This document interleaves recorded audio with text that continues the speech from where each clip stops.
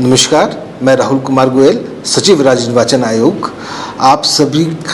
लोगों को, सभी मतदाताओं को, सभी प्रदेशवासियों को, सभी उम्मीदवारों को ये अवगत कराना चाहूँगा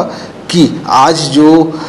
सोशल मीडिया में विभिन्न प्लेटफॉर्म्स पर अथवा जो है इलेक्ट्रॉनिक मीडिया के माध्यम से एक थोड़ी सी भ्रम की स्थिति पैदा हो रही है। आयोग द्वारा जारी पत्र संख्या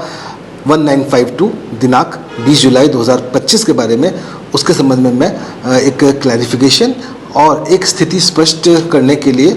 जो है आप सभी लोगों को अवगत करा रहा हूँ। सबसे पहली चीज़, ये पत्र जो है आयोग द्वारा जारी किया गया है और ये पत्र जो है हमारे उत्तर प्रदेश पंचायती राज सदस्यों, प्रधानों और उप प्रधानों के निर्वाचन नियमावली 94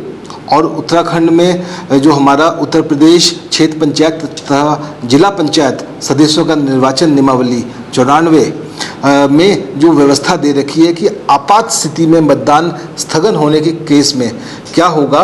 उसके अनुसार हम लोगों ने ये पत्र निकाला है। हमारा सबसे पहली चीज़, पूर्व निर्धारित कार्यक्रम के अनुसार ही 2 फेजेस में चुनाव होना निश्चित है, जैसा कि हमारी पूर्व की अधिसूचना में ये डेट्स निकाली गई थी। पहले चरण का मतदान दिनांक 24/7 को होना है, दूसरे चरण का मतदान दिनांक 28/7 को होना है और इसकी जो मतगणना है वो 31 जुलाई को होनी है और ये निश्चित है। परंतु आपात स्थिति में यदि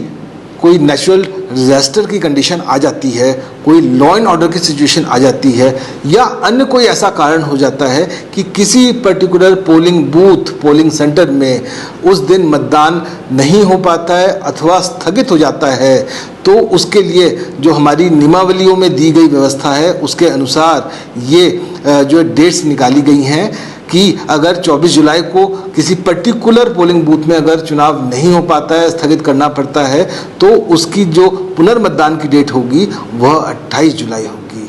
सेकेंड फेज़ की अगर मैं बात करूं,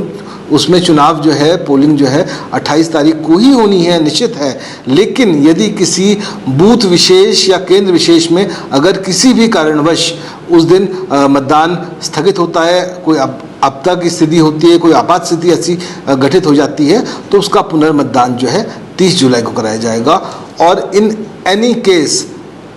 जो काउंटिंग है वो हमारी 31 जुलाई को ही होनी है। मैं ये चीज़ सभी लोगों को पुनः अवगत कराना चाहूँगा, आयोग द्वारा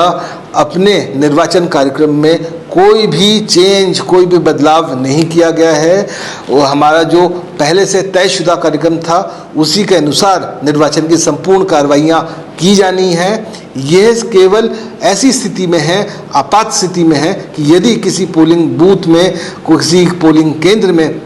अगर किसी आपात स्थिति में मतदान ना हो पाए, चाहे वो दैवीय आपदा हो, चाहे वो लॉ एंड ऑर्डर हो या कोई अन्य ऐसी स्थिति हो,